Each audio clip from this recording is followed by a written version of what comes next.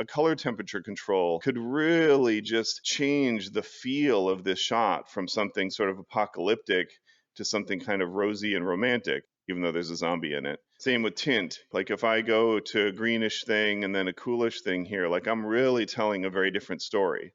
But what's nice is that if I were to just apply, colorista to the shot, I've got that same control. I've got that same temperature and tint control here, but it's a little more clinical. This is really meant to be like a Swiss Army knife of color here. Like this is just one part of the process. I might be working under a LUT here or whatever. Like these are very dispassionate, kind of unopinionated white balance controls here.